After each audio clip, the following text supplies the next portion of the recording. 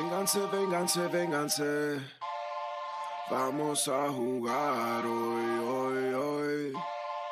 Vamos a cantar hoy, hoy, hoy. Vamos a llorar hoy, hoy, hoy. Vamos a fumar hoy, hoy, hoy. Vamos a jugar hoy, hoy, hoy. Welcome, people of the world. I'm Natalie. I'm Ricky. I remember my name today. Yay! We all remembered our names, and I want to introduce our guest by her Instagram name, and I just want to call her by her Instagram name. Is it Lerma? Lerma. I'm not sure. What is it? We have Anita here. Hello. Thank you for having me. Anita, thank you so much for being here with us. So excited. And we have Ray here too. Oh, He's yeah. joining us today. Ray. Hey. Natalie manages to always... Yes, last week Ray was Andrew. Oh, yeah. He was introduced as Andrew. Yeah. Today she just forgot he was here completely. I didn't forget he was here. Andreas. Just, we'll mention him along the way, and luckily I just remember my name. I think that's the most important part, I'm really not offended. I'm good. Don't worry about it. We got a special guest. Nervous. We got a special guest. That's what I'm excited about. Yes. I would say yes, but thank you guys. Very Familia. humbled. Yeah, for sure. And I want to introduce you by starting out and asking you what it is that you do, who you are, besides being a lovely, wonderful person. I love you. Thank you. What I do, I try to stay sane for one. Yeah. Oh, yeah. Yeah. I'm with Completely. It's a real thing, guys. Yeah. But I work with mental health with children during the day and do a lot of things at night. Ooh. So let me clarify. I started making beads, so Yeah. barefoot grounded. Yeah. I got mine on. Oh, yay. I wear this every day. Oh, I love that. I have some too. I'm not Yes, wearing them thank you, now. ladies, for the support. Jeez, Ricky, you're making me look bad now. I knew she was coming. I haven't even represent gotten her mine work. from Hex yet. Hex Are you has it. serious? Hex has it. He holds everything hostage. The right time. It's going to come at the right time, and It's, Hector will give it's it to you. meant to get to you when it gets to you. Yeah, there you Ooh, go. I like that. It's not its time yet. And then I have my son's best friend's wife, which is comadre, got me into wanting to work with her. She's a therapist, so she wanted to add in some holistic support through the mental health. So I'm sample certified. Hey. And yoga certifying right now, which is intense. Yeah. And I just completed my essential oil training today. Ooh, So I'm fun. excited for Congratulations that. on Thank you. that. So you That's know how to exciting. work all the opportunities with the chakras, like both with the oils, with the yoga, with the sound I'm bowl, getting like there, yes. everything. And the sound bowls are just, I don't know what they do. What but about they do. crystals? Have you dabbled in crystals? I have them. I'm learning a lot about them. Right. And how to use them, when to use them. Started putting them around my house. Nice. Started purchasing from this lovely lady, Yeah. Yeah. Natalie. Yeah. You sell crystals? In a sense. You sell crystals? I thought you just sold plants. Once upon a time, I sold crystals. Well, I was like, Sorry, I was so confused by your question. I was like, what is she asking me right now? Delayed processing. My bad. Yeah, I've definitely sold crystals to Anita and sold plants to The Anita plants, and the whole bit. so our listeners know you have your shop Primavera Color Limon. Yeah. So if you haven't already checked it out, this is the plug. You can get your plants and more plants and the little Sage and Palo Santo. sage bundles. Yeah. Yeah. And support small business because they're much nicer than at Home Depot. Yeah. Oh, For yes. sure. That's She said for Home sure. Depot. Or Yeah. Walmart because Yeah. they're dying and falling apart and dry. Yeah, you're And you know guaranteed they're to- made with love. Absolutely. That's important. Cared I haven't, for. mine's haven't died yet. Oh, good. They're No, still alive. girl, please So- don't. I would hate for you to come to me a week later like they're dying. I'm like, what did you Natalie, do, how- Anita? No, they're beautiful. My niece was over and she's like, I have a Hawaiian vibe going on. I want to go to Hawaii. Ooh. Because they're out on the table the way they had them arranged. And I was like, okay, I got you a plug. Yeah. So Whenever I'm here, and I'm gonna go this weekend, so I'm excited. You're going to Hawaii this weekend? No, I'm going to LA. So yeah, I should clarify that, huh? I'm going to LA this weekend to go pick up plants. So, nice. but that'd be nice to just take a After- quick trip. You go, you know what? we could go early tomorrow to get the plants and then go to Mi Vida's quinceañera at Hello Stranger. Yeah. Oh, the quinceañera. Multitasking. That's awesome. Yes. Go. But speaking of Mi Vida, and because I want to say the first time I learned about Lerma, and it's funny because I know her name is Anita, but I love calling her Lerma. No, I know. I want to call her the same thing. Wait, so your last name is Lerma? Lerma. Anita? What's your middle name? I guess I should have put a dot in there, huh? No. My Elena. Oh, I love that name. Anita, Elena, Lerma. Oh, damn, you know, if I had a daughter, I want to name her Elena. Oh. That's on my list. So when I got in trouble, it was Ana Elena. Ooh. That was serious business. Yeah. But I think the first time I became aware of you was when we were doing the live Instagram lives, the Firme Fridays with Mi Vida. I think that's the first time I heard of you or became aware of you, which kind of goes in part with the fascination of so many people that we've met because of COVID, you know, online. And shout out to everybody in the chat right now. Thank you so much for joining this journey with us. And we have a lot of folks in there who have never met, but who have these great relationships with one another. And slowly, I think we've all kind of connected the dots. And we've been talking about for so long, like having a big party to bring everybody together. But if you could share with us how did you find us? How did you get to, I'm assuming you're a hardcore Dodger fan and must have started with Severe, but how did you find all of us?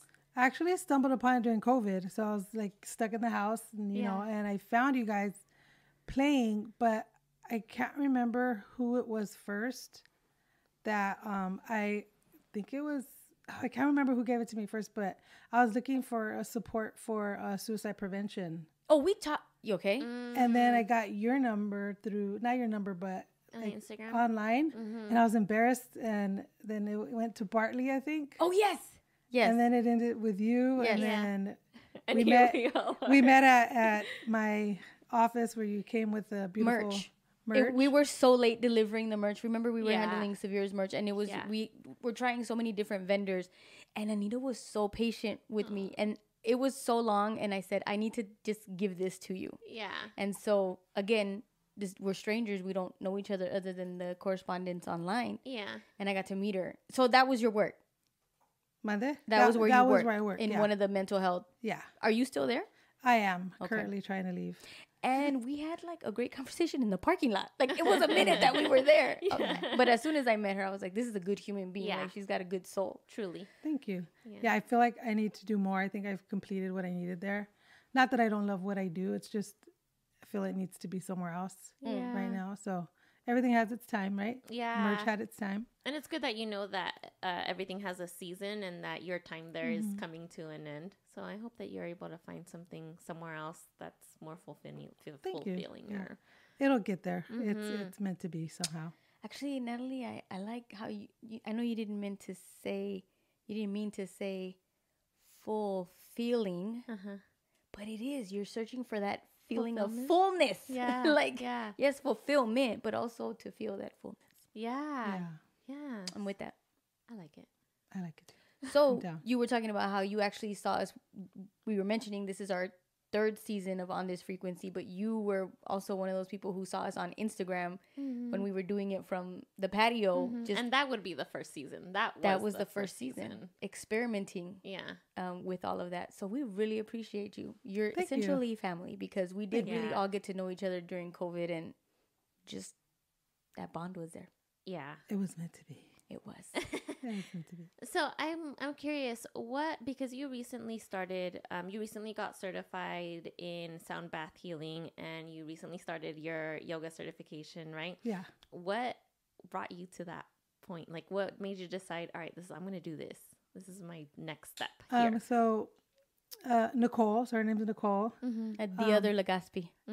Right? Not Nicole Legaspi. So I have two Nicoles that I got to keep track of. Okay. It's Nicole and Nikki. I got to... Wait, and both are in health and fitness? So, no, one is health and fitness, which is Nikki. Okay. And then the other one is the therapist that's incorporating her holistic practices. So, which is my son's comadre. Okay. And she kept telling me, come on. So she got me my job I'm at now.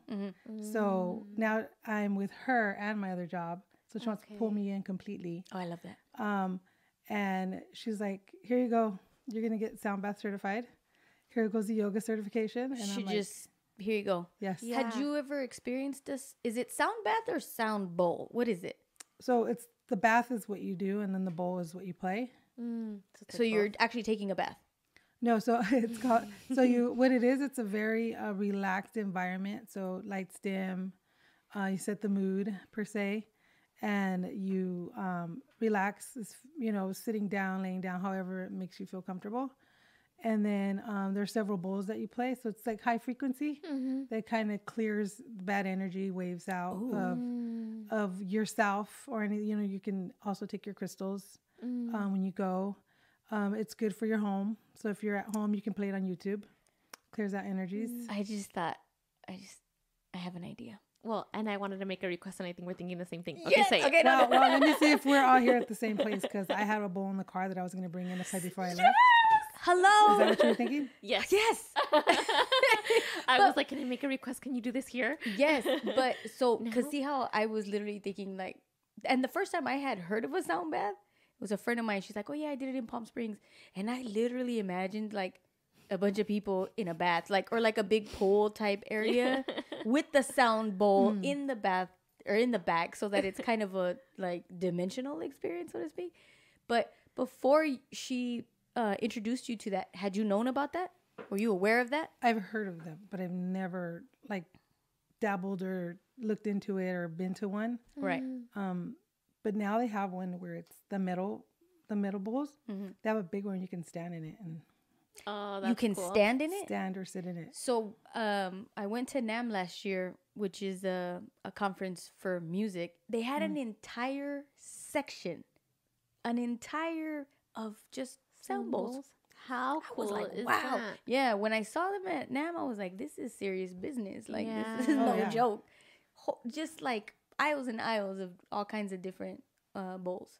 Yeah, How interesting. I wouldn't Definitely have see your imagined doctor, but they are said to help with like ailments.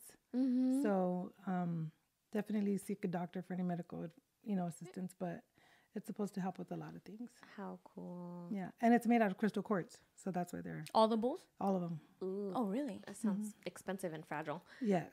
I'm like, don't drop the ball. Yeah, yeah. It's like Wait, your so baby. people do it themselves? So they'll go, and it's either like setting up like a yoga mat, or the area we have is clean. So we put out like bean bags, and you just sit there, and however you want to meditate, sitting down, laying down, sitting, in a yoga position. But it's just that quiet calmness that you release everything for the day or the moment or whatever you want to release. Excuse me. I'm And then imagining it right now. that's beautiful. I know, we should do a whole team thing and we should all go. You down, Ray? Well, I was even gonna Ray. say, Ray. You know what? This where's is the actually support? not. Yeah. We're not asking you. We're telling you this is It's a something team you have event, to Ray. do. You have to go. Well, I was even gonna request if we can do a live one on our Twitch channel. If you'd be down to do that, I'm down. that'd be cool, Yeah. right? It's very soothing. Like for me, I haven't had one on me. I tried. So Nicole tried to do one for everyone. The Nicole, the therapist? Yes. Okay. And it just didn't happen because I had to keep getting up. But What when do you mean I you do had to it, keep getting up? because we had the kids too, so my granddaughter was running around. She's like, "Okay, I'm done." She did a good 20 minutes, which was Yeah. really nice. Yeah, that's actually really good. Yeah. So she took off, so I went behind her. But in doing the bowls, it takes me she's in Rancho, so by the time I get home, I get this burst of energy, Yeah. and then I'm a horrible sleeper. But when I go to bed that night, I'm out Yeah. When you do the sound bowl. when I do the sound bowls. That's Really? awesome. And then the other night I did 2 back-to-backs. I felt like I got hit by a bus. What? It was crazy. That's crazy. And I was like, but that's good. I'm sure yeah, it your was body good. needs It was it. beautiful. A lot of mental. I'm like, I wonder why that happens to you. That you do the sound bowl and then You feel like a bus hit you. That's Not my in a question. bad way. So Yeah. what it's supposed to do is, so the chakras, you're talking about the chakras. Yeah. When they're blocked, it's kind of like the sound wave breaking everything up. So kind of, Oh. the only way I could think of it in music is, I don't know if Ray can kind of understand, but when they hit that guitar note and you're like, ooh, that's the note. A lick. That's what it's called. That's what she's calling it. Yeah. So there's a lot of licks in there. And it really does like hit. There's like some days I'll hit 3 of them. I'm like, these are the 3 that I need today. Like I can feel it. And then other days it'll be another 3 or it'll be 4 in a row. You're playing both hands. So yesterday I hit one and I just started coughing. Like, what in the world's going on here? But it's very soothing. Now I'm down. Thank you. I just, honestly, not for me, but I just want to see it. Experience. I want to see it in action. Like even if I'm. You can't watch. You have to experience it. The purpose is for you to lay there and release, like literally relax, because we don't relax at all. How long does the session last? An hour. So it's an hour. Like 5 minutes stretching, talking, another 45, and then 45, 50.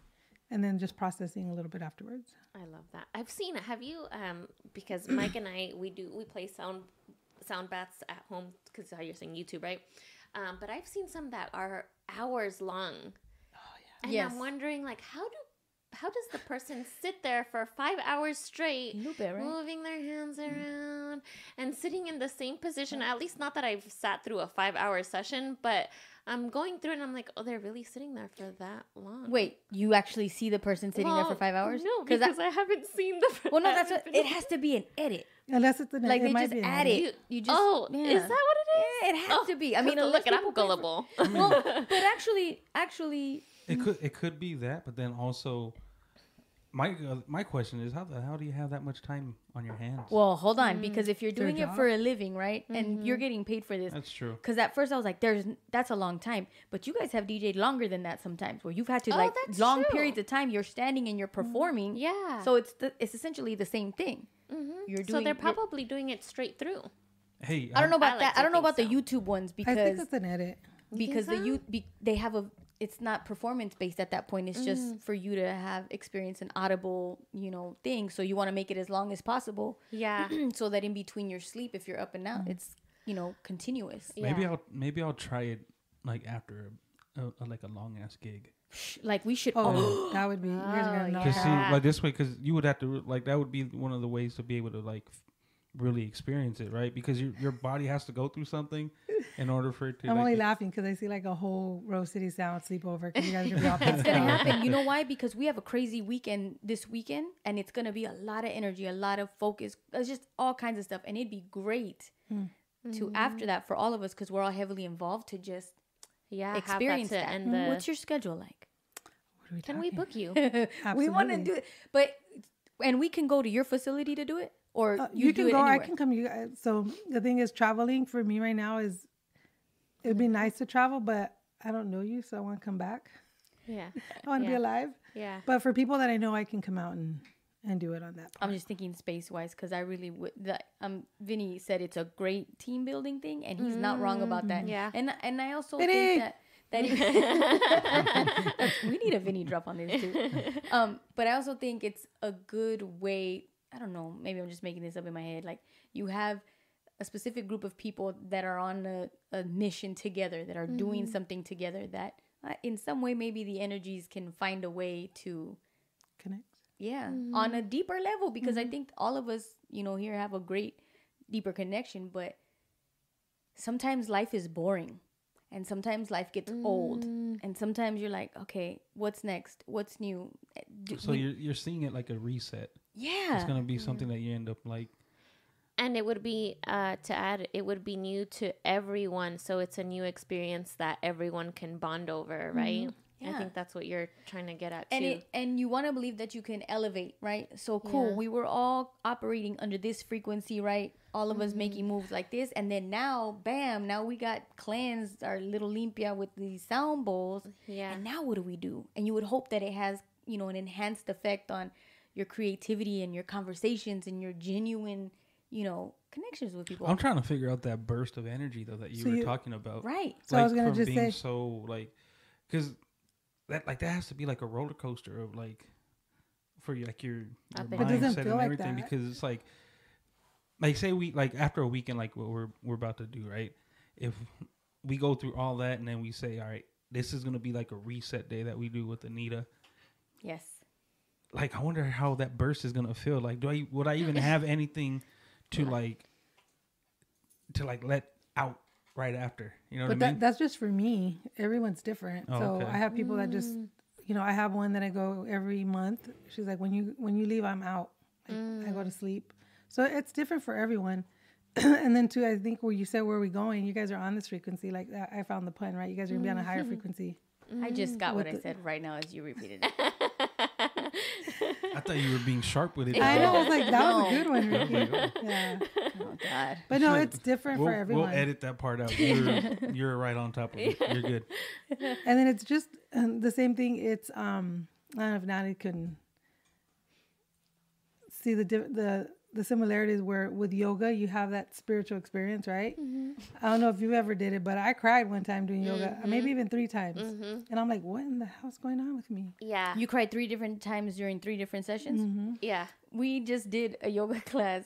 Was it 2 weeks ago?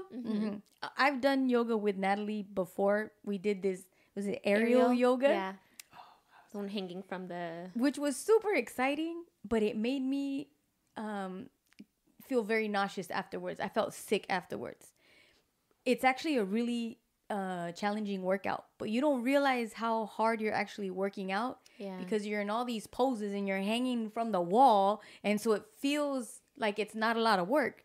But then at the end, your body's like, wait, what just happened here? Did to me. I just mind fucked myself, right?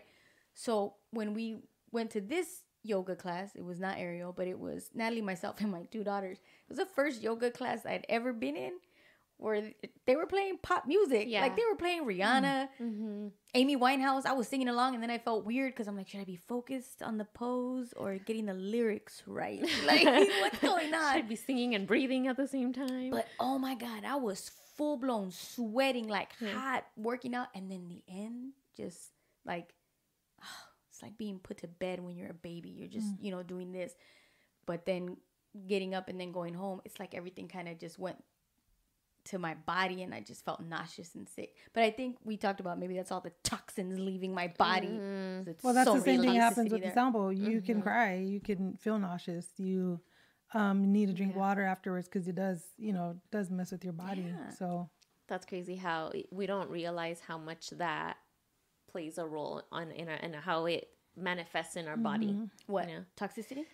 The toxins that are released from sound bowls from yoga or doing all that, because for sure what you're saying about the feelings that come up, I've had a couple, and it has to do a lot with the time in your life, right? But equally the instructor. I was telling Ricky when we went to the yoga class that this particular instructor always has the right things to say to just Oh, she had me crying. Yeah. Oh yeah. Every time I take a class with her, which I have to do it more to go to her, there's always something that she says that I'm like, this resonates. How does she know I'm feeling this? And she has a very interesting name. Yeah, her name's Georgelina, and she's in Upland.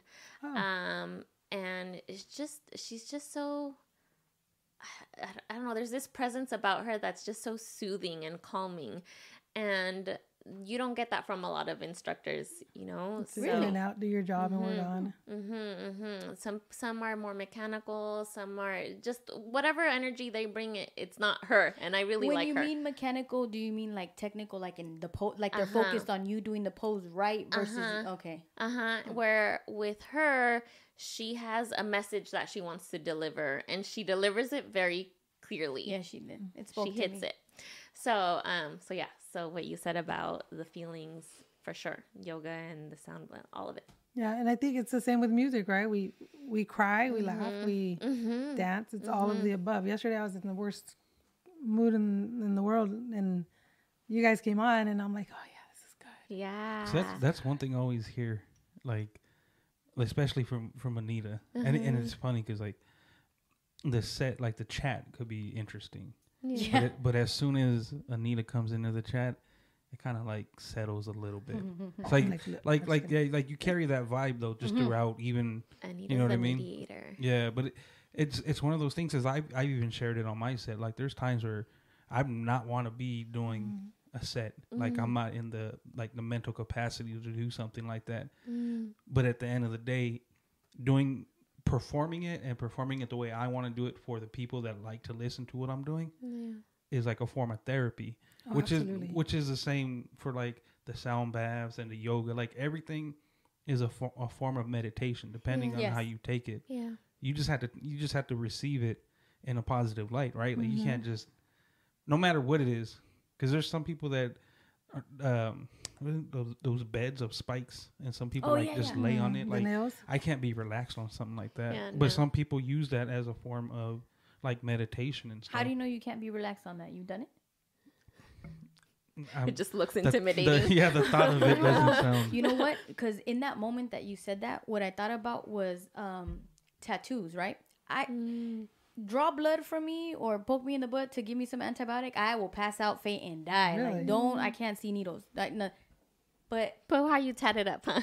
And then sitting there patiently while, like, it's painful. So it made me think, like, I mean, I don't imagine I would be comfortable on a bed of nails, but maybe because I can tolerate a specific type of pain. What's the most painful one that you've experienced?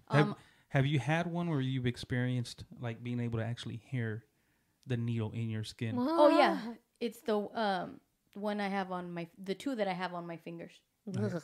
I went pale. I almost passed out. So when you saying that based off of what I said, I could imagine like laying on like a bed of spikes like that. Mm-hmm. For me, on my chest at my elbow, those ones, I could literally close my eyes, and while he was like doing his thing, I could hear and feel the rip of the skin. Oh my God! Like Ray? by the needle though, like the way the needle just goes in and out, like just I could feel and hear it all, like just throughout that whole side. So that's what I'm saying. Like I don't think I'd be able to lay on a bed of spikes. That's well, no, not after that. I think for me, I have a space here, but when you hit here, I felt it up here. Oh. I'm like, what in the hell? Yeah, it's crazy how your body, like, el cuerpo sabe. Mm-hmm. It reacts. It's just weird because like even on my chest, I had it. He was working on a part that was like up by my shoulder, and it felt like he was actually poking my nipple. Yeah, like. And so I'm like, yo, bro, like, but I look down, I'm like, you're all the way over here. Yeah, you're like, you're not even by my nipple. What the hell's going on? Like, how long is that needle? But it's a trip that your body, like the nerves end up sensing that. Mm. But then it also makes sense. Like now that I see it, and I just read Riot's comment that she's been doing it because she doesn't what does it say? She's been doing it for 2 years and doesn't do the regular medication. Yeah, she doesn't use regular medication. I'm not a person that like tends to use regular medications. What has she been doing for 2 years? Sound therapy. Oh, yeah. That's a real thing. So how often would you recommend, and I guess because I also wanted to ask Riot this also, how long she's been doing it for 2 years, but what's the frequency in which you should go for this? I think it just depends on the person. If you're relaxed, I mean, the point is to get you out of that negative space, right? To get you in a space where you are okay functioning throughout the day without a little anxiety, which we are going to have, right? But I think it's more of those high level, like, oh shit, I need this right now because my body's telling me like I need it, right? Like, you need to go running, you need yoga, so you need to go to the gym. Yes. And then maintenance, baby. You that has access to this every day and can do it, how often do you find yourself doing it? I have not done it yet. Wait, I thought you said you did it for the 20 minutes. Yeah, that was not enough for me to fall asleep. Hold on. Oh, so the full experience. So before I started, I was going to say the name, but there's a place in Rancho. Okay. The salt bath. Never heard of it. Nicole took me to the sound bath, and I'm that person. I'm not going to fall asleep, right? So you're literally laying in a bunch of Himalayan salt. And it's the same. You're laying in what? Himalayan salt, like a bunch of salt. Really? Yeah. And there's there's different forms of sound baths with different instruments. And then the Reiki, so they do the Reiki on you. I'm like, cool, I'm not going to fall asleep, right? I woke up like 4 times. Yes. So I've done that with massages, but yes. And it's very... that was real. That was my practice with the chiquita, my eye and... That one eye open, just a squint. But it really, I knocked out. I was like, what in the hell? Nice. That was an hour long? And that was an hour But that was not an actual sound bath, which is what you do, right? No, but it had incorporated different instruments that are the same equivalent to a sound bath. So you can have, it's a triangle. So you can do it from above ground, which gets closer to you. And then they have you lay there in the salt. So the salt's purifying, right? So I want to try that too. It's awesome. I was out like a light. Like, what in the world did you just do? I haven't rested like this in 20 years. Yeah, it was crazy. But it was nice. It felt really good. But, I mean, you have somebody that could do the sound bath for you. Mm-hmm. So I think it's very interesting that you just haven't done it. So my theory is eye doctors wear glasses. Dentists have funny looking I don't teeth. disagree with you on that. Gardeners need to cut their grass, so I'm that. Hairstylists don't cut their own hair. Mechanics have the shittiest looking cars. So I'm that sound bath non-taking person. That's because you don't have time to do it for yourself. Yeah, and that's very true. I get it. But I do listen to them when I go to sleep, and I knock out. I'm out. I put it on. And I'm like, that's interesting. I'm sure it's a whole different experience doing it live compared to like a YouTube. Mm-hmm. Well, I'm glad that I have you. I'm glad that we're all gonna experience doing this. Now I'm on board. Thank you. I just didn't want to have to like change the wardrobe and. You're welcome. Yeah. So how can you dress? You can come however you want, as long if you're comfortable in jeans. But usually, you can't wear jeans. We're not wearing jeans. No, but I'm not saying that. But I'm not like. I just heard bath. I'm like, I'm not gonna like. Oh no! Naked. I need a robe. Like, wait a second. Come out of Hollywood with his robe and a coffee. Nobody's trying to see that right now. You know what? We'll do that. No, we're not. So for all the men that are gonna pants, sweatpants, right? Yeah. Natalie's like, no. I'm gonna walk out here with lonjitas. That's not. No, fuck that. I'm envisioning Ray coming in like all hot, like, yes, I'm ready for this sound bath. He has his robe on. Like a fucking senor. I'm looking like Fred Mertz on the way. Oh my gosh. Which, not to transition, but I was listening to the episode 7 of the Sam and Ray podcast? Yeah. Did you listen to it yet? Some of it. I'm not done yet. When they're in San Francisco? No, I don't think I read all I had never heard this. So that's why I don't feel bad for talking about any of this, because Ray and Sam, and Sam knows how to just very clearly paint a picture of what's going on. Okay. And she said that apparently you were at your hotel, right? Mm-hmm. And that Ray showed his nards to the world. I said, what are nards? I've never heard that term. No, I don't think I have. Yes. You guys have never heard nards? No. No. I thought maybe it's just a term of affection between the two of them. Please, if you're in the chat. Vinny Code said Ray topless again. So there's a story. I love their relationship. So Vinny's actually seen me topless. Wait, Vinny? Yeah, there was a day where it was kind of like hectic. I think it was like around Christmas time, so I had the kids home, but I was just like making sure that they had what they needed, and I was getting myself ready for my set. Okay. And I blanked, like Did you hit play? I hit the start live button. Oh my gosh. And I'm standing there, and I'm like, I'm literally grabbing my shirt and I'm about to put it on. I'm like, oh well, Mike, I'm already on, homie. Like, it is what it is. I'm live. That's great though. But yeah, I was shocked. I was like, I've never heard that term. That's very strange. It was very showing your nards to the world. Stop showing your nards to the world. Look, so you're gonna come in a robe now. If anyone hasn't heard it, the story goes that we went to San Francisco. It was actually one of our first trips together. So we went to San Francisco, and we stayed like in this crazy ass hotel. And the hotel was right across from that one like old ass theater, and we were on the second level. But I was like, man, we were driving for a long time. I'm about to jump in the shower. I come out the shower. So while she's in the shower, I was like, man, fuck this. I'm like, I don't gotta put my clothes on. I'm kicking it. I'm young. I'm young, so everything's tight still. You know, like everything's bien puesto. We're not dropping anywhere. You know what I mean? Oh, so then I just out of curiosity, I kind of got up from the bed and I stood over the window And I was just like looking out, and then she comes out the shower like, bro, you're just gonna stand out there with your nards out?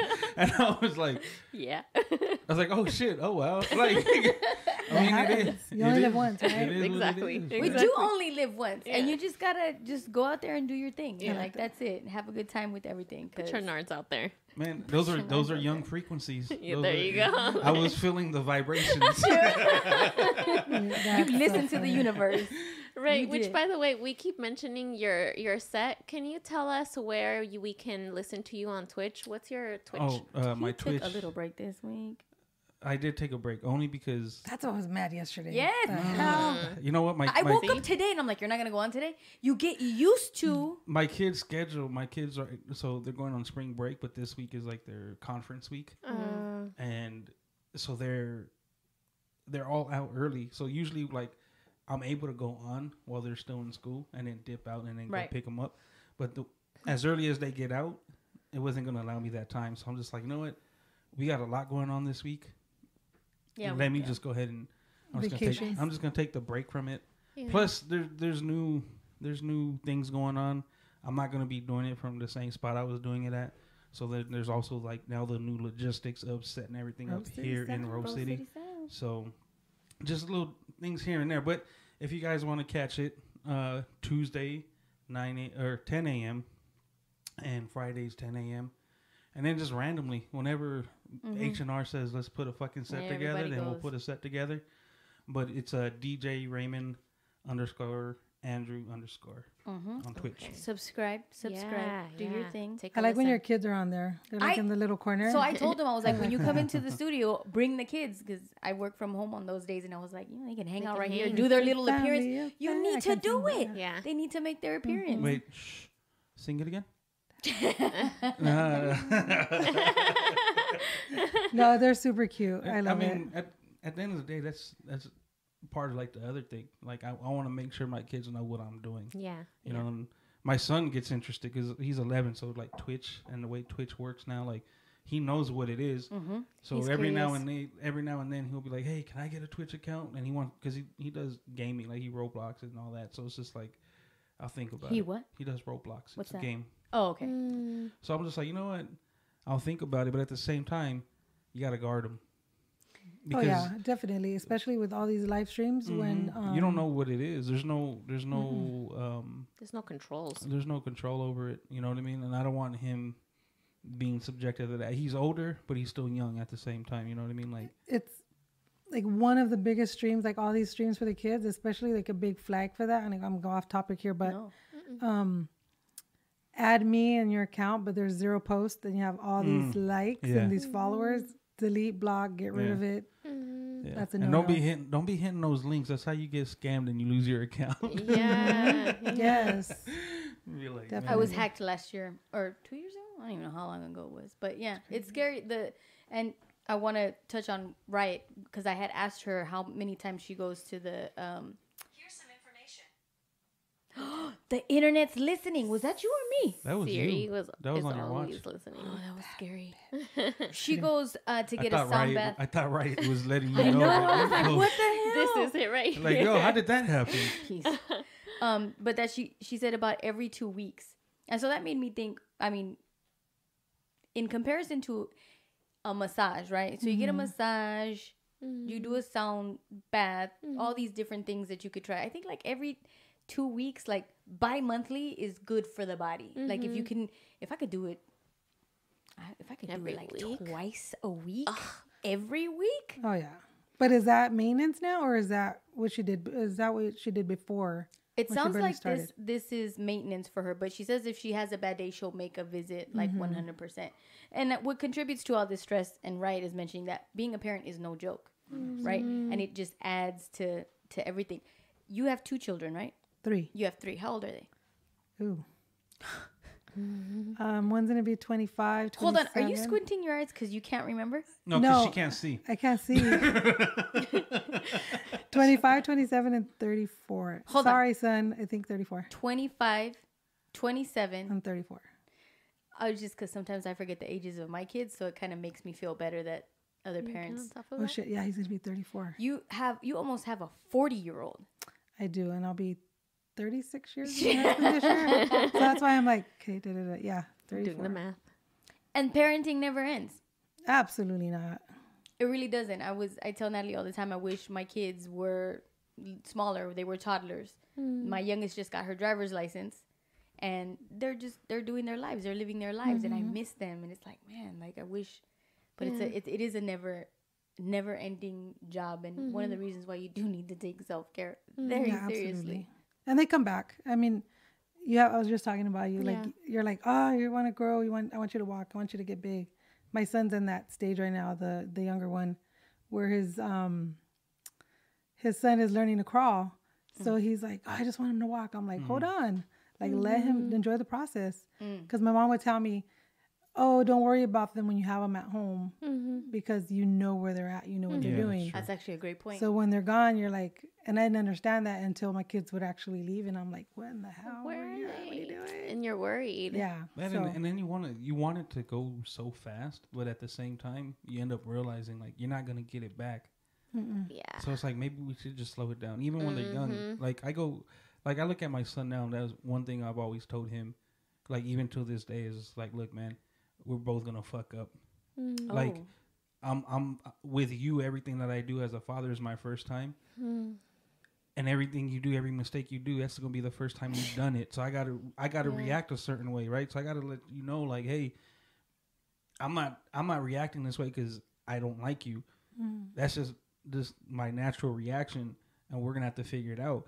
That part that sucks though is now my daughter gets to experience the better side of me, and it's not because I like her more. It's just because I've been through it with him. You know but you had this conversation with your son. You told him that. Yeah, we talked about this. And the it's last funny time, that you brought that up because I told my older son, to listen to that because I thought that was a really good point. Yes. And like of all the podcasts, that one stands out really, really, really big to me. And then the money one that just gave me anxiety, but we'll talk about that later. Why do you think that stood out to you the most? Why did that speak to you in particular?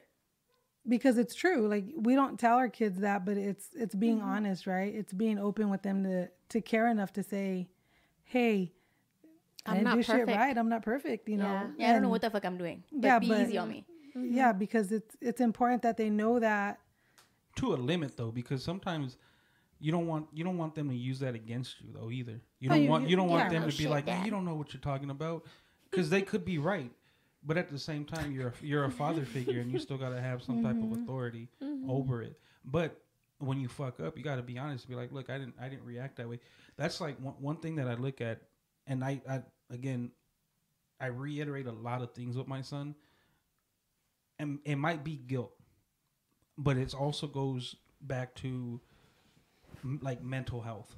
Okay. Right? Like, I don't want my son to grow up thinking or imagining a scenario that went down between me and him just coming to his own conclusion about it, which could lead to something that's not good, right? In the thought process. Like, my dad used to do this because of this and that, because if I never sat down and give him the explanation to why I did what I did, whether I was wrong or right for doing it, he could come up with his own scenario of it, and most of the time it's probably not a good thought process. But he's holding on to that narrative now. And he's holding on to it. So that's why a lot of times this is like, look, I had to spank you when I had to spank you, and I don't like it, but I have to. There's like, we've exhausted every avenue to get you to understand something, and now we're at this point. Do you get what I'm like? Why I'm trying to get your attention? You know, like things like that, where it's just like, I don't want my kid growing up and hating life, right? Because he feels like I didn't raise him the way he was supposed to be raised. And that just comes back to 3 words, right? We don't say anything. I'm going to tell you what to do, and you trust the adult, and the adult's always right. You know, that's how we grew up, right? So that was my point with that. Like, I think the reason why it spoke to me is because I thought, man, I wonder what my experience would have been like if my parents would have been that transparent and been like, yo, like, I'm sorry, this is new to me. I'm doing my best, you know. And to have, but that's just not that's not the generations we come from. It's like you're saying. Yeah, and it comes back to those 3 words. Honest, open communication. You don't got to tell them everything. You just got to be honest with them. Yeah. Because they read through the bullshit too, right? And it's important. You got to let them be honest with you.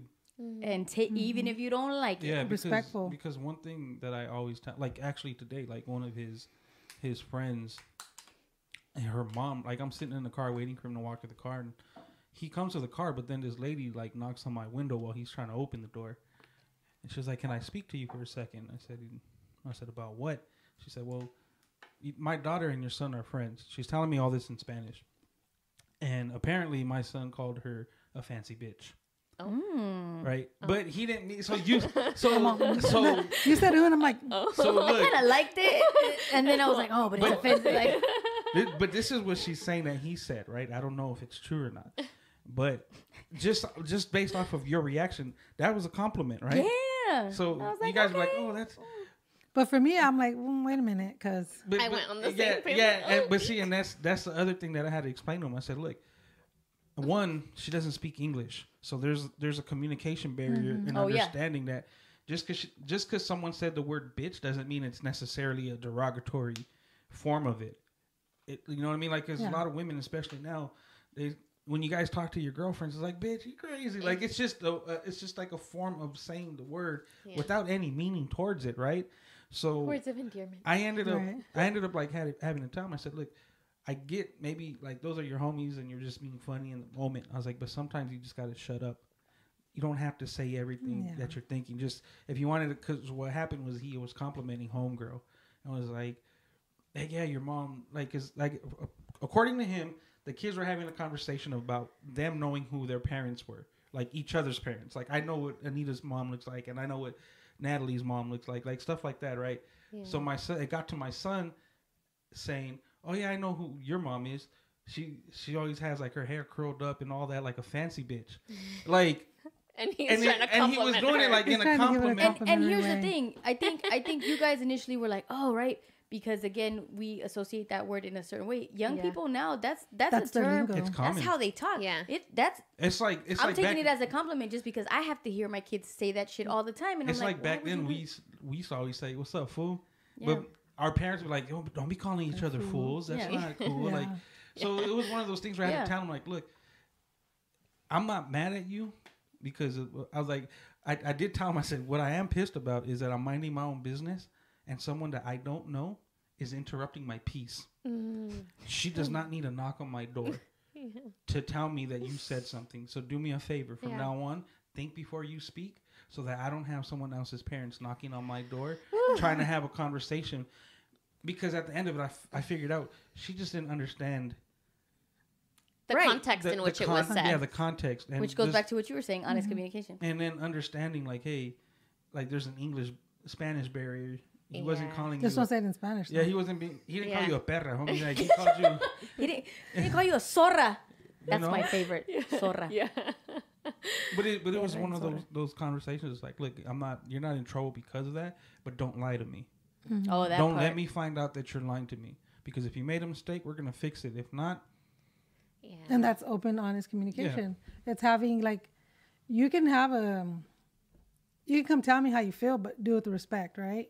Because if we teach our kids they don't have a voice, then at school they're going to be quiet if a teacher's messing with them. If an adult's messing with them, like my mom said, adults are always right. So they're not always right? And the part where you said, like, do they like me or not? Like, I had the biggest epiphany with my oldest son. He's like, I don't have to like you. I love you, but I don't have to like you all the time. I'm like, what in the hell did you do? Like, coming back to how we're raised. I'm like, who in the hell? But then I'm like, wait a minute. Like, he's right.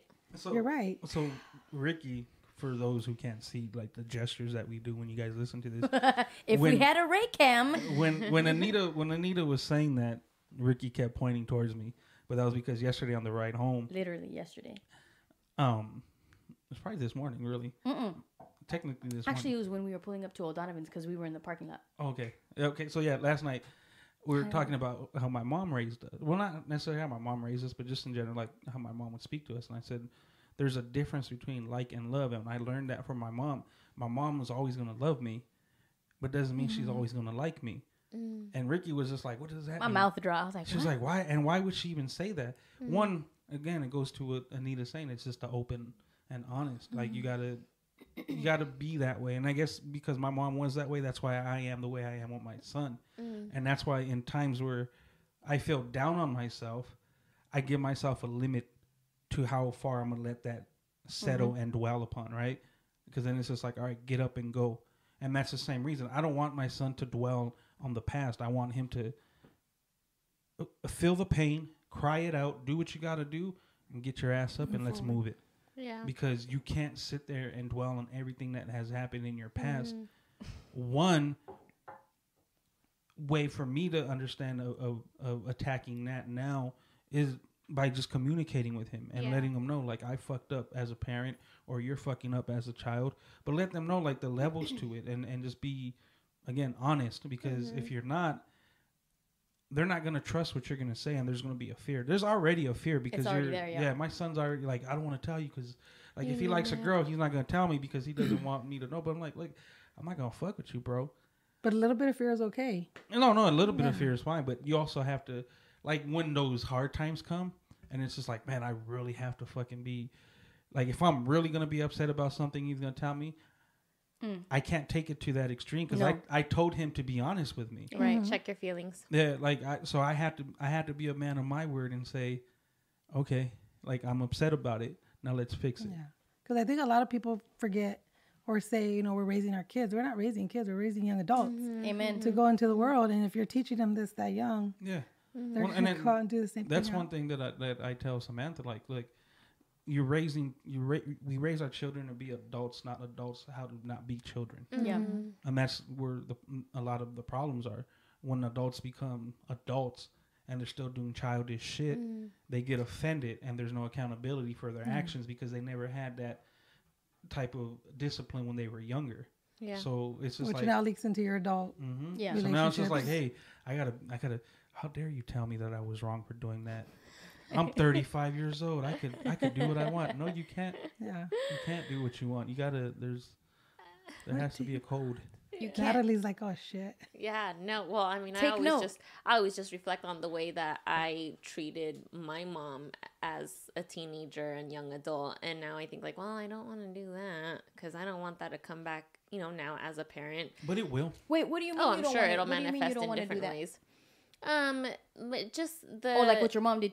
How she treated you. How we're saying that there was no communication and the authority figure and you don't question me and there was no vulnerability. There was no, hey, I'm going to fuck up. And it was always like, no, you do what I say and don't question what I'm telling you, and I'm disciplining you for whatever reasons. And we're not going to talk about that or question it either. Thing, you're like in trouble. You're like, yeah. And then you grow up and you're like, why am I holding on to all of this pain? And then you kind of reflect and realize like and yoga. Yeah. And you realize like, just like desperate for anything.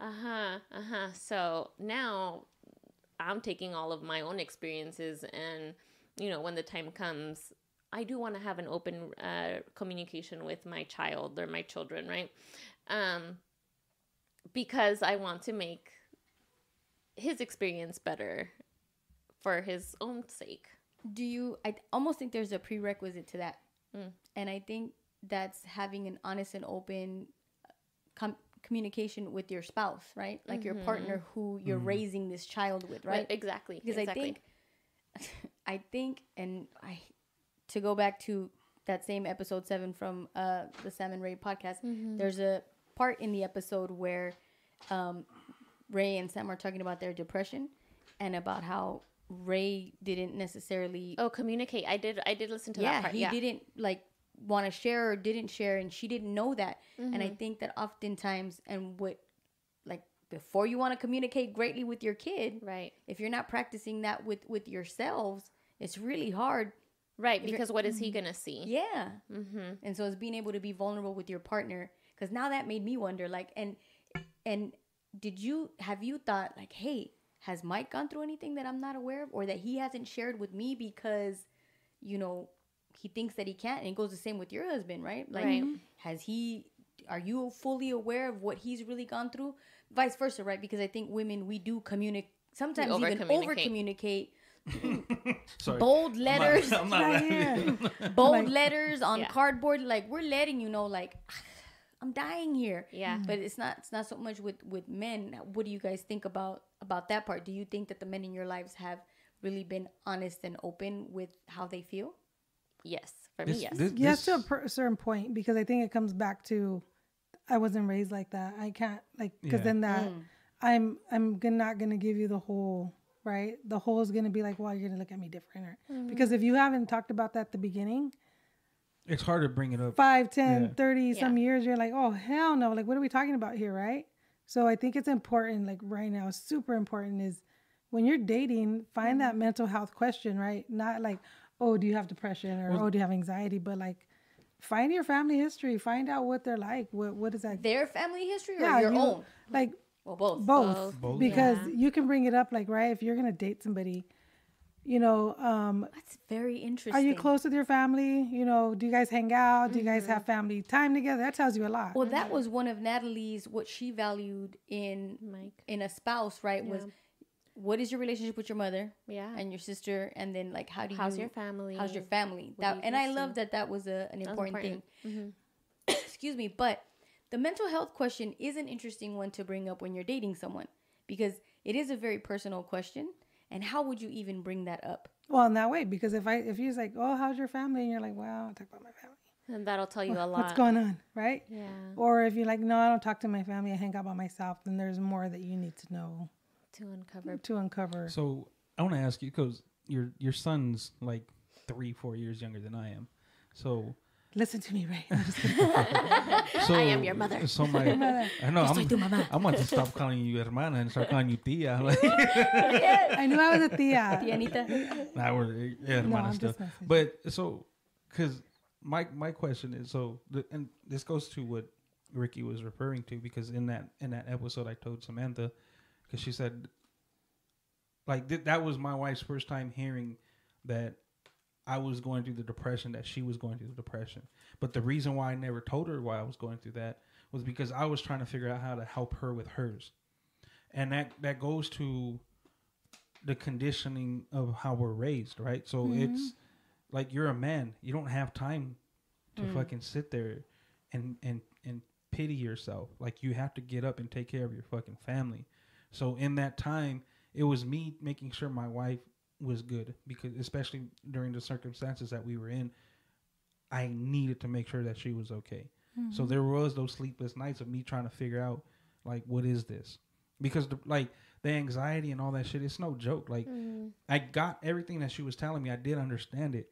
It was hard for me to let her know that I understood it. And even more so because I was going through it. So there was that conflict of like, you're not listening. Like, oh, you don't get what it's, or you don't know what it's like. Like, oh, Meanwhile, I do know what it's like, but I can't tell you that I know what it's like because I'm going through it now. And it could end up being like we both end up putting up our shield, right? Like, oh, man, I can't tell her how I'm feeling. I gotta listen. Well, all that good stuff right in the back of the head. Because at the end of the day, like, I always tell my son, you gotta, no matter what relationship you're in, you got to take care of your family, right? Whether it's a boyfriend-girlfriend relationship, and even if you guys don't plan on getting married, you have to be an example for these women to know that there's still good men out there. So you have to always be respectful. You always have to, if your relationship doesn't work with someone, at the end of the day, they could look back at you and not have any form of animosity towards you because you were always like on point with your shit, and it was just your relationship just didn't fucking work out. So it goes to that, like, understanding that you have to be a man. You have to you have to be able to take care of what you have to take care of first. And then I'm going to sit down and reflect on myself. Isn't that the opposite of self-care? That's the opposite of self-care, and that's going back to why don't women have time to do it? Why don't I do a sound bath, right? It's when you put that pressure on yourself to do everything, and then you're putting that pressure to say, hey, you have to take care of your family. No, you don't have to. You have to do it together. Because when you do it together is when you can say, hey, I get what you're going through because we're going to do it together. And I have your back, you have mine, right? Yeah. And it's like, I know people that have been going through stuff and they had that same mentality. And all they would say was, shit, I should have just said something. We could have probably fixed Afterwards. it. Afterwards. Yeah. So it's important to take out that have to, because you're putting some kind of pressure on him to say, I gotta be good first. They have to be good first before I take care of myself. But you can't give out of an empty cup, right? Yeah. And you can't give somebody something that you don't have, because at the end of the day, we always use the if the airplane's coming down and you got the oxygen mask. Yeah, who do you give it to first? Your kid or you, right? You gotta put it on yourself first. Yeah, that's a great example. A lot of people say my kid. Well, if you're giving it to your kid, another way of looking at it is I learned if you're a firefighter, right? Ray, you're a firefighter in your house. What do you need to do first to save your family? That's actually a really good question that I don't know the answer to. I gotta put on my fire suit, make sure I don't get burnt. So you need your gear, and the gear that you need that you just talked about is what? Your mental health, your physical health, your emotional health, all of that. So it's important that you do that. We don't teach our kids that part, and that part is the important part because that's one thing I wish that they had in schools. Hell yes. Yeah. That and financial literacy, Yes. self-care, mental, and financial literacy. That those would have been I guess that's why great courses. That's why schools are government institutions. Yes. And the government institutions only going to teach you what the government wants you. Well, we could go down that path. We'll go into that later. But I did want to ask you, Anita. So how long have you worked in mental health? Over 8 years. Over 8 years. Yeah. Did you ever see yourself going into this path? No. What did you originally set out to do? I didn't. But what were you doing before? Or like, what is it that you wanted to do before you ended up where you were at? All I knew is I liked hanging out with kids, like hanging out, making sure that they needed what they needed. Like, just my house is the house, right? To go to. But so little backstory is I graduated with my son being 8 months old. Aww. So I was a statistic, right? But I was like, okay, I'm not going to be another one. So then every time I tried to go back, I got pregnant with my second one. Okay, that ain't going to work. So finally, when I did go back, it took me 13 years to finish because I lived life in between. But it was more of an example to teach that no matter what, you get your ass back and finish, right? But then in that, I figured out like, hey, well, let's go into this, and ended up in sociology, which was like very interesting. So I was like, and it just made sense. So that's where Nicole came in, right? She's like, come work with me. I'm like, yeah. No, I was scared. I was like, no. But then it ended up working out just fine. And that was the end of that. And I think it's great because your energy, you're a natural advocate for people. Whether you know them or not, you do the right thing and you just have that very compassionate energy. So it was the path that you had to take, right? Like that's whether you knew or you didn't know, you knew what you kind of liked or what felt right. And then you ended up here. Because I do admire your advocacy. Like I said, you want people to be better, to do better, and your work represents that, right? Like you're an active participant. Selfless act. Yes. That you do. Thank you. Yes. Are you going to ask the inner child question? Oh, that wasn't even in my. That's why I thought you popped your phone out. That's a good. You know what? That's a good staple. I know. On this frequency. I know, and we always forget. I sent Ray and Natalie a video earlier this week of some lady who was trying to write out a prize. She was trying to write something out, and everybody was trying to tell her how to spell it out. Oh yeah. And she, for the life of her, could not. They're literally telling her A, B, C, and she could not do it. Doing 1, 2, 3 instead. That pressure. It was bad, and I was like, "Oh my god, this feels like me and Natalie sometimes because." Ricky is carrying me these days. She's carrying the load. But you've carried me at other times as well. You guys are there. Yeah. You're there together. But that's how the like any type of relationship works. Yeah. We go back to like no relationship is ever 50-50. No, it's impossible. That's impossible. As long as you make it to 100, you're good. Yeah. Maybe a little extra credit too, Can't half-ass anything. Yeah, I'm grateful. Truly. Because it's hard sometimes, Like I would have not. I was gonna go somewhere completely different, but now we're gonna no. Are you sure? Irrelevant. When was the first time you fell in love? Ooh. I would say my husband. Yeah. And then after I had my kids is the second, third, fourth time. So you fell in love all over again. Oh yeah, it's just a different love. Yeah. But I was like, I like him. So for the record, and to go back to what you were saying about the liking and the loving thing, right? I understood the liking and the loving thing part when it came to like relationships and people. Yeah. I love you, but I don't really like you, but my honor is there with the love part of it. So I understood it there. But when Ray told me about like with kids, I was like, I didn't know I could not like my kids. Mm-hmm. For some reason, that just didn't register with me. I felt this responsibility to look at these little people like my little masterpieces and like this. I have to like them. Hell no. So after he said that, I was like, oh, I don't like you today. You. No, you're out. Don't go having another one just so you can relive that. No. So I think to my point, I think it's really important that you ended with, I liked him. Like, I really like him. Because that's what's going to carry, I think, a relationship way longer than love. Yeah. Well, it's similar to relationships when you love someone and you're in love with somebody. Mm-hmm. Like, there's levels to it. Yeah. There's always... The communication is so strong to where either you write it or you say it verbally. And how you do both and the words you choose to express make the biggest difference. Yeah. Right? Like I could tell you shut the fuck up without telling you to shut the fuck up. Just with a look. Ray just gave me the look while he said it too. My bad. just teasing. All that shit you were talking. Not but you get what I'm saying? Like there's words are important. There's ways of going about it, and that's why so many people tend to manipulate words. Because you could go about saying something like, well, that's not technically what I said, and then you're just like. But then there's perception. There is, and that's the other thing. Can you elaborate on that? Yeah, there's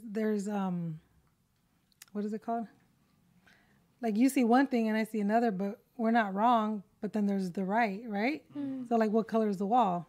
I'm sitting here like maybe a light blue gray, where you're like it's white. Mm-hmm. It's because you see it that way, and it doesn't mean I'm wrong. It's just what you see. Mm-hmm. So your perception. Your perception of it.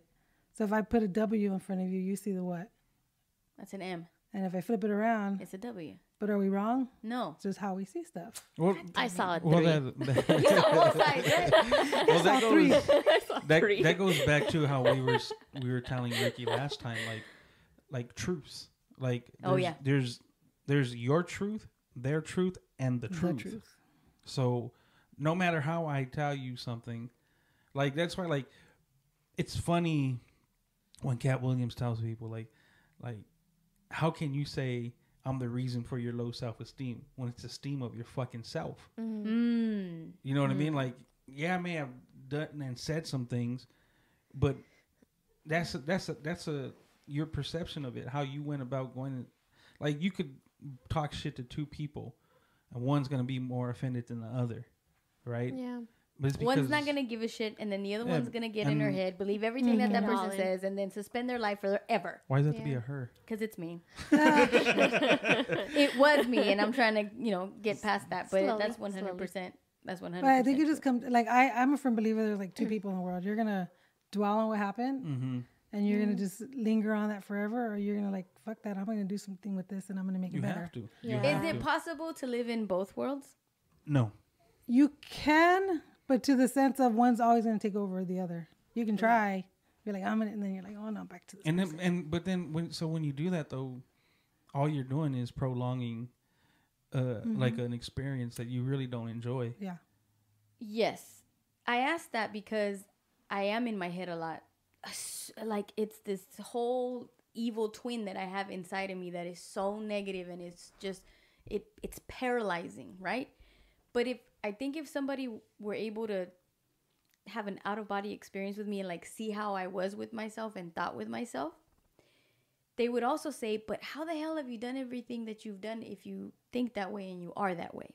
Does that make sense? Like they're literally polar opposites of one another. So maybe a perception of what you want someone to see, because that's what you want, but you're not. You use them against each other by masking them. So you while you're going through one scenario, you're masking it with a totally different type of situation, so that other people don't see the scenario that you don't want them to see.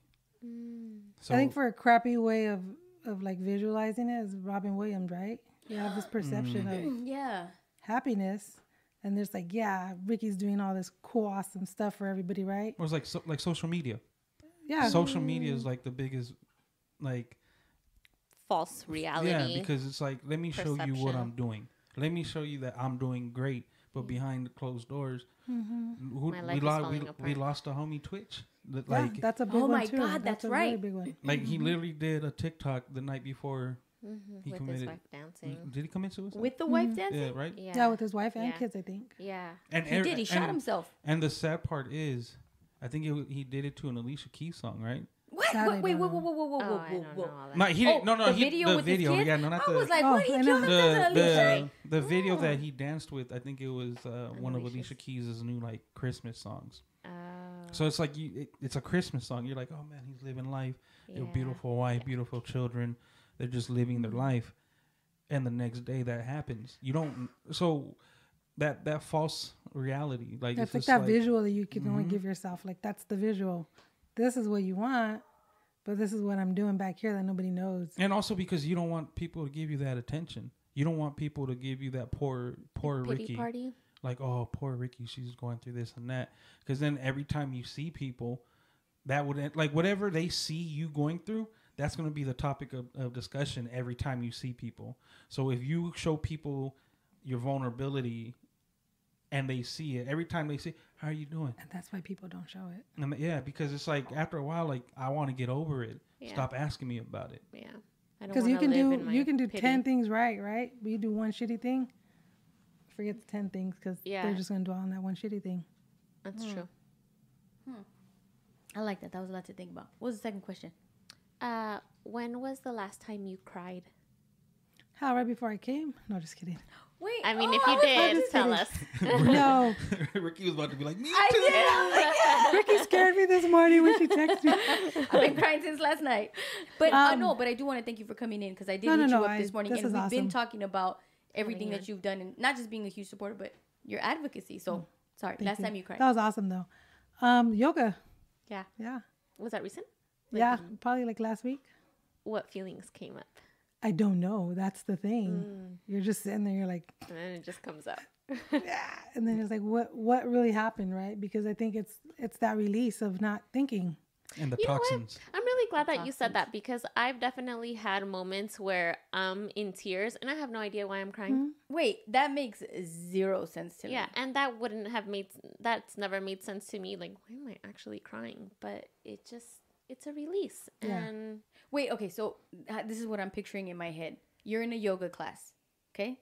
And this yoga instructor Well, I'm at home. You're at home. Yeah. You're doing yoga at home. Like you're just doing the poses on your own? No, I'm watching like YouTube. a guided. Okay, so you're doing the guided meditations. Is your mind fixated on the poses and making sure that you do everything correct? You're not thinking about anything? No, I think for me, it's the breathing right now. Oh. I'm fixated on the breathing. Because when I tell you breathing got me through a lot of stuff. Personally, you know. Hold on. I want you to talk a little bit more about this. She just said, breathing got me through a lot of stuff. Breathing is the reason we're alive, right? Mm-hmm. Like, Oh, yeah. we have to breathe to live. And if you don't do it right, You're you were gonna saying die. that, yeah. You're gonna die. But that's actually really fucking profound what you just said because it's like we take breathing for granted, right? Oh, Or absolutely. we're Yeah. just doing this like subconscious breathing. Amy, who's in here, we have had so many conversations about. We'll send each other messages. Have you stopped to take a breath, a conscious breath today? Yeah. Because you're just like on autopilot. And you're like, like Yeah. not even always bracing yourself, but to really breathe. So, if I'm understanding this correctly, the fact that you gave yourself a moment to actually breathe and maybe do some profound breathing is what triggered your emotions. I think so because when during yoga you're meditating, right? Yeah, you think of the poses, right? I don't want to fall, I want to balance. But it's more keeping the breath going. And it's when the yoga was over that you're just laying there and you're like, I'm just gonna release all just these let it out. tears. And it just came out. It's weird.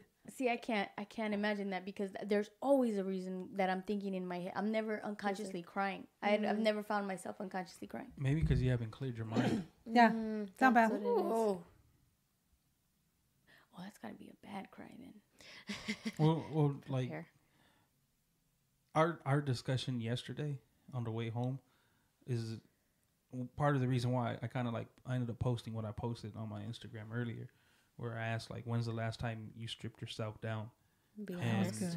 you just That was your post. When's the last time you stripped yourself down? Yeah, and you allowed yourself to be you, like no fronts, no nothing, like nothing. Why are you laughing, Natalie? San Francisco. Oh my God! Great. What is the word? No, It's never gonna come out. Never gonna end. So he's talking about this deep ass. When was the last time you were able to freely be yourself? Oh, you said stripped his down. nards come to your mind in front of a window in San Francisco. You said stripped down something. Oh, there goes the nerds again. You're not wrong. Like Anita was saying, both perspectives are right. That's Samantha's fault. Nobody would have known this fucking story if my wife would have. I love her Fucking put it out personality. there. I haven't even met her, but that's awesome. But it's one of those things, right? Like we get so caught up in worrying about what the world or people in our world, because we could take it back to perspective, right? Our world, and as individuals, the people around you, you get so caught up in worrying about what they think, when in actuality they don't think that much about you, and not in a negative sense, but to the point where you're giving yourself anxiety, to the point where you're doing things. You're doing things that aren't sufficient to your living, and you're being extra. You're doing things that you shouldn't have to do because you want to look like you're okay. So when is the last time you stripped yourself down and just let you be you? Yeah. And honest with yourself. And I have 1,000 questions about that. Like, because in order for me, and that's kind of what I was realizing last night, for me to feel like me, or for me to feel safe, like I've never known that. Like, I'm trying to figure that out now. Like, where is there a good safe space? But we've had a common saying on this frequency this season that no one fucking cares. No one cares. They don't. Right? But in my head, whatever it is I'm doing, I'm thinking that everybody in the room is like, who the fuck is this person? They suck. Or I'm thinking everybody is fixated on the fact that I'm doing something wrong, or I could be doing something better. That is so irrational. But that's what I'm thinking in my head. And it disables my performance in anything. Completely disables.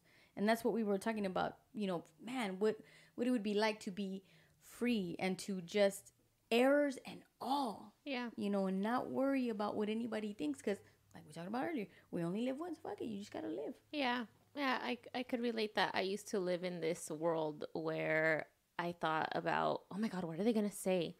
What is everybody going to think about how I'm dressed, how I perceive myself, how I speak, my opinions about X, Y, and Z. And it wasn't until I read the book that I let you borrow, Finding Your North Star, Your Compass, or whatever. Yeah. Which I still haven't read. And you got to read it, because there's a part in there that talks about who is everybody? Who is everybody in your life that you are just so concerned about? That's a great question. So who is everybody for you? My mom, my dad, sister, husband. That's everybody. Do you have an everybody? I would say my kids. Oh, really? Well, sorry. My grandkids. Yeah. I would have never... Wait, has it always been that way? Since I've had them for a very long time, so yeah. That's interesting, because I'm a mom and I've never had my kids in my head in that regard. So what I'm saying is like, for me, it's my parents. It's your parents. So I imagine myself last night, I'm with Ray and Hector and I'm DJing. I have everybody who's there in my head. Mm-hmm. I'm hearing their voices and then my parents' voices. Mm-hmm. I have both. Mm. But I never thought about my kids, which makes sense because they're your kids, and you know, I guess everything I do is for my kids, for their benefit, and I want to make sure that they're proud of me and all of this stuff. But I didn't think about it that way. That's interesting. But I think you do. Sorry. Unconsciously. Because you have that, what am I leaving behind? Yes. Kind of thing. I was really listening to you guys where this is what you're leaving for them to come back and look at. Mm-hmm. So let me tell you what is challenging about that, right? I looked at the last 15 years of my life where it's just like work, because that's what I'm thinking. I want to leave my kids something. Actually, no, I guess I do have my kids all in my head all the time. but unconsciously, because I'm doing it for them. Everything I'm doing is for them. Did you ever think that maybe, like, because you just said that you never thought that it would, like, you it's not your kids that you think are going to tell you, like, you're not good enough. Right. Right? Maybe it's because you know that they don't think that about you. Mm-hmm. I know that they don't think that about me, but in a different way, like when I did have kind of like my meltdown and everything stopped, I realized that they were like, hey, we miss you. Like, thanks for working so hard. And thanks for doing all of this. But we wish you'd have been around a little bit more. Well, it goes back to nobody cares. Right. They don't care. No one gives a shit. They don't care. They're not thinking that. About the platform that you're building. Yeah. They don't care about the amount of work that you're doing and what you're trying to do for a community. Yeah. They're worried about what you're doing for them. So at that point, it's like, well, good job, Mom. You're at the stadium and you're doing this and you're filling these spaces in these people's lives. Come home so you could do that with us now. Exactly. That's funny that you say that because I watched, I think it was TikTok. There was a guy that's a very famous, I can't remember his name, but famous chef. Okay. And he's like, as soon as I get home, I put my phone in airplane mode because he has kids. He's like, those kids don't give a shit who's calling you, what food you're making, where you're going, where you're at. Nope. All they know is they want mom and dad. That's it. I mentioned to you that I went to a conference this last week on children's education. I lost my shit in the middle of this crying because they showed a video of how much attention children need, toddlers, infants, right? And they show a little, I don't know, he couldn't have been a year old. And the dad's interacting with him and it's engaging and you can see how beautiful, distraction-free that interaction happens. Yeah. And then the dad gets on the phone. And they're doing this to show you an example, right? This kid immediately is like grasping, like trying to get his attention, trying to take the phone away. This shit was so heartbreaking. Like, and I would just in that small example, man, I just ran through all the times in my head where my kids are trying to talk to me. And I'm like, what? Hold on. I got to do this really quick. But how those moments at that age, and I think that's why I would not want to be a mother now, because technology is at your fingertips and there's so many distractions now. I mean, my oldest is 22. We had cell phones were just barely not. Girl, I had a brick cell phone, so let's get it on. Right. I was like, they were barely coming out. old- The year I got pregnant with him, I went from a pager to a phone, a cell phone, like trying it, right? Your screen was a green light. Right. Yeah, there you go. Exactly. So it was very different, you know. And now I feel you guys just have everything like It's really hard. against you. Yeah. 100%. Yeah. Even so I try my best to not be on my phone whenever I'm being present, right, with DeLuca. So my phone's somewhere else. That's why I take forever to text back sometimes. Because he's really smart. He knows. And so he knows to the phone. put that into play, right? The remote control, he knows that the remote control turns on the TV, and he'll grab the remote, he starts pushing the button. What? And then he looks up. No. And then he pushes Well, the yeah, button. that makes Mirror. sense. And then he looks, and then he realized, oh, these buttons are Control doing that. something to the TV.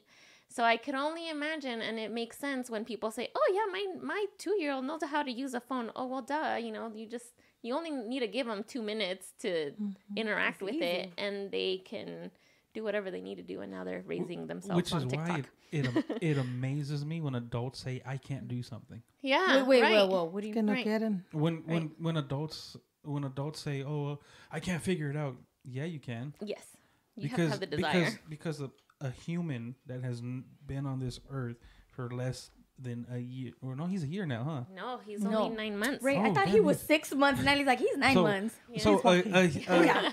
a human that has been on this earth for less than a year can figure out that a remote operates a TV. You're not wrong. And you're going to tell me that an adult can't figure out how to put gas in a car, air in a Right. tire. It's not. It's, How to Porque no upload a video. it goes on back to what YouTube. you kept telling me yesterday. Want and will. Oh, are you capable? Wait, what is it? Are you unwilling or incapable of change? That's why we always have these conversations at home. It's like we're arguing, but we're not. And I think it comes back to teaching as well. We forget to teach our kids. We forget to like fix the tire, change the oil. Basics. But when they don't and they're already an adult, well, just YouTube it. You should already know how. But and then if the daughter doesn't know how to cook, well, your mom didn't show you. Right? we have these conversations, but just knowing all those things that they're learning. So for him, he's so super young. Let him know what the phone is, right? Mm-hmm. But also you're gonna model, okay, hey, mommy's putting her phone away because we're gonna have time. Mm-hmm. And he's gonna get used to knowing I need to put my phone away. Yeah. I have to put my phone away. Yeah. Because it's inevitable at this point. It is inevitable. It's not a bad thing because technology is gonna take over, right? Yeah. But it's just showing them dinner time, we don't use our phone. And he's that small to know, okay, we're put phone away and we're gonna do this. Yeah, they're so observant. So those are very important things to teach them. They know. You had one more question? Yes. My favorite one. What have you told your inner child lately? To be. Oof. Yeah. So I think just trying to grow up so much, so fast, and having, single mom and not having that childlike time, just do it. Just do it. Do you mind if I ask questions about that? No. So, so you didn't have time to be a child? I did, but to a certain point, my mom was a single mom. So, you had to help out. You had to go and do things and be that person for them. You become very independent really fast. So that other conversation, when you're put in a position to have to always defend yourself or to provide or to be something, then you forget about the feminine side. And I remember that when Ray told me that I think like a man. Then you have to, because you're always, and it's funny you said that, because we're throwing out files from old clients that have to be recycled. So I picked up 2 boxes and my office manager was like, "What are you doing?" I said, "I'm the mom that doesn't go back for the groceries, because my mom always taught me, if you're going to do it, just do it. You don't need nobody to help you. Just get your ass up and go do it." So it's that mentality that you have, that's the masculine side, right? Like, my husband like, come on. And then he's like, "What happened?" I'm like, "I already did it." Yeah. He's like, "What the hell?" So it's that part of you that takes over. When did you become aware that was missing? After I turned 50. After you turned 50? Oh, there you go, Ricky. I still got 10 years. Well, that's different for everybody. It is different for everybody. Sorry. 8 years. My bad. 8 years. He's like, "You got that more years." But actually, that's actually really comforting. That's actually different for everybody. Right. But commonalities, right? Like having to be the breadwinner, having to take care of everything, and then not realizing, because sometimes I get frustrated. I'm like, why didn't I figure this shit out sooner? Why am I just figuring this out right now? Okay, so now I have even more questions. So now you figured that out at 50. What have you done to change anything or add or embrace, or what's been the difference since you became aware of it? Me time. Just doing it. Just being mindful, like very mindful. So don't second guess anything. Just do. For the most part, I still have some second guessing that I'm working on, but it's more of like, I've never needed anything. My husband's been very, on top of everything. Like, I've never needed anything. We've always had what we've needed. The kids have always had what they've needed, but it's now getting out of that mode. Like, right? Like, he worked, I cooked. He worked, I cleaned. Dinner was done before I came. I made dinner, right? Those are just the habits that I still have. Which is nothing wrong with that, but it's still finding who are you and this new phase of your life, right? Mm-hmm. You can put your shoulders down a little bit and be relaxed. And see, and I think her husband plays a big role in her being able to go through that when she did, because that's why, like I say, you think like a man. Yeah. So unfortunately for you, the reason why you do that, it's not because you grew up a certain way. It's because when you went into life and experiencing living with a significant other, it wasn't what Anita had. Mm-hmm. Oh, right. At all. It was reversed. You ended up being that plus the one that made sure dinner and everything was on the table. So that's why sometimes even when we get ready, like, Natalie is cool chilling, and I gotta tell, like, we both gotta the DJ stuff on her back. We gotta tell you, like, sit down, like, and that's okay. The guest is good, Natalie's good, I'm good. I've done what I have to do. Sit your ass down. You don't have to keep moving, and that's why going back to the whole sound baths, where you had to sit still, and you kept talking about how you kept getting up. how are you going to do it? Because I've never seen you sit still. And that's like not even like a dig at you. That's just more so. The truth. I've never seen you sit still. Even here, you're fidgeting with your phone. You're checking in on whatever. I'm constantly moving. There's a small clip I found. It's like a meditation clip like with yoga where it's just 2 minutes. Just sit there for 2 minutes. I tried it. And I'm like, and in the moment, my mind, like I was like, cool, I'm just going to sit here. But then you start thinking about. And then I was like, dang, what time is it? How much time do I have left? And the thing said, bring it back. Because it was at the same time that my mind wandered, bring it back. Because we're not in a moment in time where we can sit still, right? You got the computer, you got the phone, you got the TikToks and the Instagrams and, what are you going to make for dinner? Everything. I hear the dog barking. Mm-hmm. Yeah. Okay, so let me ask you your opinion on this. From before I could even retain anything or know anything about myself, then what was always told about me was I was born running out of my mother's womb. Mm-hmm. That I was always going, that they couldn't keep me still. That's always what I heard growing up. Whether it was true or not, I don't even fucking know, right? Yeah. But I believed it. And that's how I lived my life. That was your seed. That was it, right? Because what if I wasn't? Well, the thing is, you've been told that your entire life, so it's almost a form of conditioning to the point where you accepted it and you just go about it. I gotta be it. Yeah, so if you're not, that's like it's like a self-fulfilling prophecy. Yeah, because it's there's an irony to, like, that's why when I tell you, like, when I have a gig and you're there, I always tell you, like, just don't do anything. Don't do anything. That's I got the this. hardest. Like even setting up for this podcast. That's when, like, Natalie already knows. Like, Greg set everything up. We're good to go.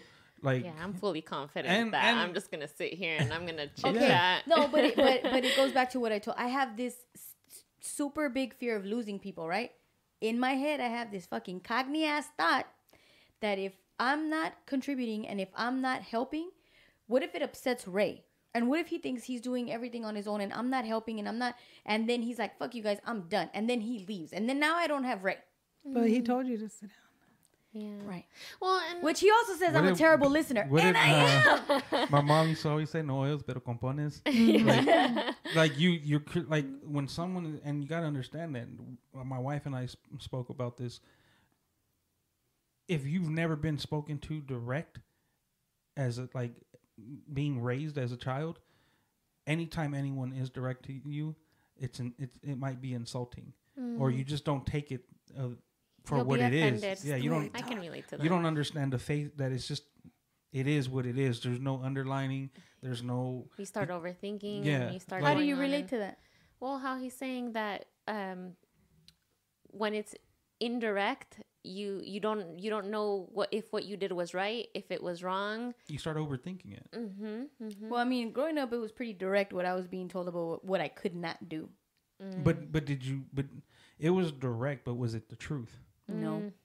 So it was then indirect. And then you're second guessing. So what did I do wrong? Did I do this wrong? It doesn't feel wrong. It doesn't feel wrong, but they're telling me it's wrong. Yeah. That's my battle. Yeah. Yeah. Damn, that was deep. Man, this was a good one. This was a good one. We're gonna have to have like Anita come back for a part 2. I'm down. Yeah. Doing sound baths. Well, talking about actually what the sound bath experience was like. Yeah. Thank you for that. Was exactly it. Mm-hmm. Yeah, you have to experience it. I do. I'm gonna make Nicole give me one. Yeah, you gotta experience it, and then tell us what it was like, and then we will experience I'm it sure from it's you. gonna be amazing. That's a great point, actually, for you to do it yourself first, and then we can all talk about it. Come back, my babas are hanging out. hey, sometimes we need that rest. She's walking in all noodle legs. Like, hold her up. She keeps running into the wall. Yeah, just do it. Do it, and then we'll. What is the word? Reconvene. Yeah, we'll come back. Good. It's dope. All right, y'all. Well, I appreciate you, Anita. Thank you. I had fun. This was awesome. Yeah. Thank you for being I appreciate all of you guys. and chit-chatting and getting us on that sound bath soon. Yes, so wait, absolutely. did we agree that we're going to have the sound bath here in the studio on Twitch? Are we going to do it live or not live? We will. I don't know why I have to. If- why if I don't know if you want to here. do it live with Ray's Nards potentially hanging out. My and Nards are Everyone's not, over here. in a row. my Nards are not gonna be hanging out. Sam, please, we need your help with this. Oh my God. Come hold my Nards, baby. Come hold my Nards. So you have what? 1, 2, 3, 4. I only got 2 Nards. Wait, here's who I. Maybe we should make this a whole family affair in this sense, right? So if we have Samantha and Ray, you and my brother, myself, I would even want Hector to do it. Oh yeah, Hex for sure. Could you imagine him sitting still? No. No, but I think he should do it. It's gonna be a Rose City Sound experience. Oh yeah, he has to. He doesn't have a choice. We'll have Hex, Myra, Severe, Nestor. We don't have that much space. Well, No, we'll go to Anita's spot. We're going to Anita's spot. yeah, I don't mind. We'll figure it out. I need to see what this looks like. And then No, we'll you have know what? It's I on think- my Instagram. it's You on see her the Instagram, videos. right? Jeez. And then maybe Vinny will sign up as well, and then that's how we'll Vinny, meet yes, Vinny in yes. a sound bath. Yes. Well, you're inviting him, and now he thinks my Nards are going to be out there. You're inviting Maybe him, that's so you why can't he'll talk go. to him because he'll be asleep. Yeah. He's going to be like, no. So I have to bring those cookies. Yeah, you got to bring those cookies. Him and SP. We actually haven't tried Vinny's cookies. We've only tried SP. SP's cookies. Oh my God, they're divine. Wait, Vinny. Wait, there's baking going They're trying to on. have a big So house. SP, who's the DJ that came on with Ray Yes, this yeah. last Sunday, and he's also in mental health. Yeah. And he plays. Oh, you should. He's gonna follow be him. on- I'm gonna send you his profile next month. He'll be Okay. with us as well. You're gonna love him, and his live streams because he's a DJ and Yeah. he goes on Twitch. He'll pose a question during the live stream to talk about like how do you self-care or how was your just little things like that to help the chat engage, which is really cool. But he makes this mean ass cookie and it's delicious. And Ray and I that was your first time. No, that wasn't No, that your wasn't first time. my It was your first second time. time. He had it. But Vinny was on the live yesterday and I didn't know Vinny talks a lot of game with his cooking Vinny gets down. capabilities. Yeah. Yeah, and I was Did like, you say we're gonna have talks a lot of game? yeah, well, I say talks because I've never You tried don't the know. cookie. I No, don't I'm know. just gonna pick Vinny's up what real. you know. Vinny, you're gonna have to prove yourself. Hey, Lerma's out here. Bang. Grilling. Yes. It's your masala. It's okay. Go ahead. Pícale, pícale, pícale. Wait a minute. Amy says that she saw a picture of Vinny's cookies. He posted the cookies? Oh, Wait, better, where? I thought he didn't have like a place. I know. Better the cookies than his Nards. No, he's on Twitter. Vinny is Yeah. only on Twitter and Twitch. Vinny, do you follow on this frequency on Twitter? That's a great question. He said, I got this. on Vinny, the tweets. Because I got a Twitter. We We'll got be a the Twitter. judge. He probably does, to be He probably, honest. yeah, you know what? He probably doesn't. I'm just the one that doesn't log on to the Twitter. I'm excited about this cookie thing. So sound baths, Sound baths, yes. then the cookie treats. Yes. After Yes. the sound bath. Yeah. And we'll do it at your place because I would like it for it to be a Rose City sound experience.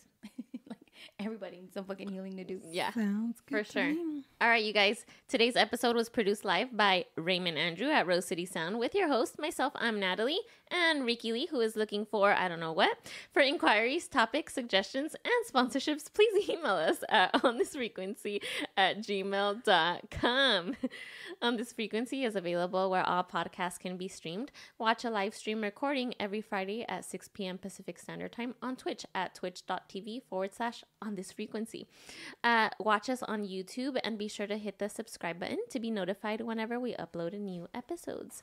You can always support the On This Frequency team by buying us some coffee.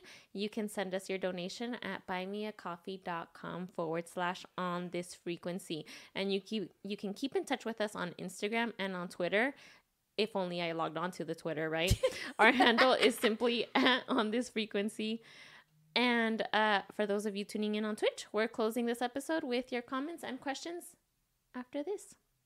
Bye. Vénganse, vénganse, vénganse. Vamos a jugar hoy, hoy, hoy.